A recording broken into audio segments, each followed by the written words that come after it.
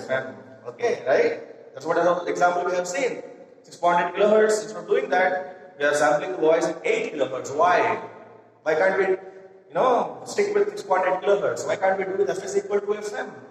You'll get the result, but this is practically the problem. Okay, we require very sharp cutoff filters.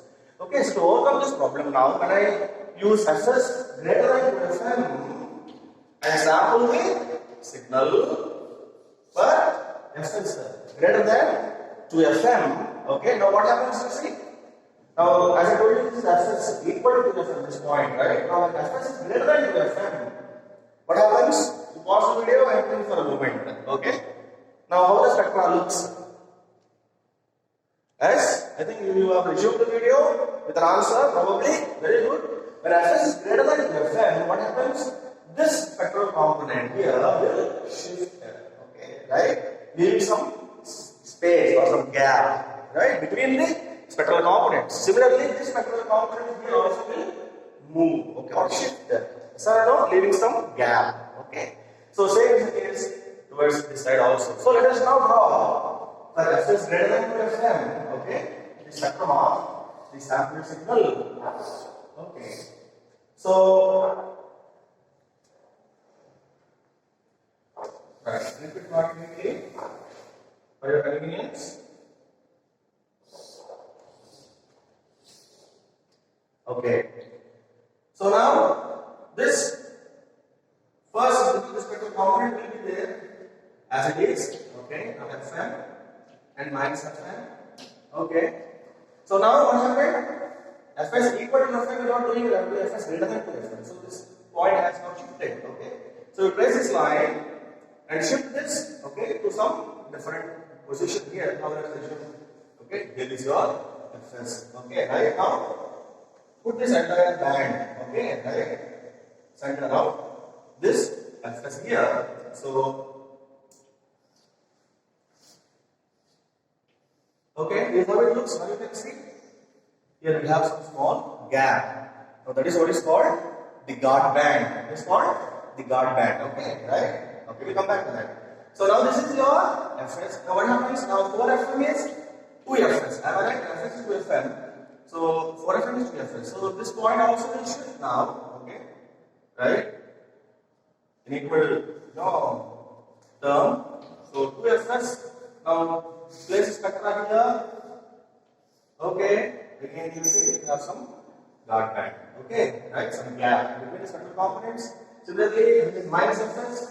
So, right is mine. So now this is shifted. So let us take this here, minus fs, and put it there. Again, you can see the gap between the components. This is minus 2fs. So draw it at a different location. Okay. Right, etc. and etc. So now we will observe this too. Now here we don't have any spacing between spectral components of fs equal to 2fm. That's the reason why we have to require a sharp cutoff filters. But now here we will observe we have some spacing between the spectral components. So to reject these frequencies completely, what I can do now is I can simply use a practical filter, the gradual roll off characteristic. Okay. So as you can see now this is your practical low pass filter. Okay, characteristic wherein this guard band it helps to it helps to avoid unwanted frequencies from entering into the low pass filter. So this point here, now this is FM and this is fs. Now this is how much? That's right, fs minus fm. So this point, or that gap, or that band from FM to fs minus fm, this is what is called the guard band. G-U-A-R-D, guard band. Okay, so FM to fs minus fm is the guard band. So as you can see now, fs greater than 2fm or fs equal to fm will help us to recover your m of t, right, without any distortion, but on the condition that when fs equal to fm you require an ideal filter, whereas fs greater than 2fm it simplifies our recovery. Okay, at the receiver by using a simple practical low pass filter. Now you can plot for fs less than 2fm. What happens? This is where you have to begin with. Okay, right? When fs less than 2fm, what happens? You can do that. Okay, I'm not drawing it on the board. So when fs less than 2fm, so now this is fs less than 2fm means this point comes somewhere here. So this particular component will move, towards the side. Okay, right? This particular component will move to the other side. So what we are having now is the distortion. Okay, right? So when you have this fs less than 2fm, okay, so we cannot recover m of t at all. Okay, right? Without any distortion, right?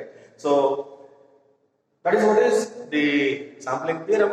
Okay, right? And its proof. Okay, so please understand that. Okay, so in the next lecture we will try solving some interesting problems based on the sampling theorem. Okay, right?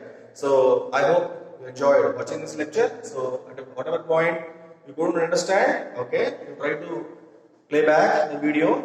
Otherwise, if you still have any doubts, you can always post in the comments section in the YouTube, or also you can send me an email, right, to my mail ID M.Y.Bhanu@gmail.com. So please feel free to give your suggestions and your queries. We'll be glad to answer it within 24 hours.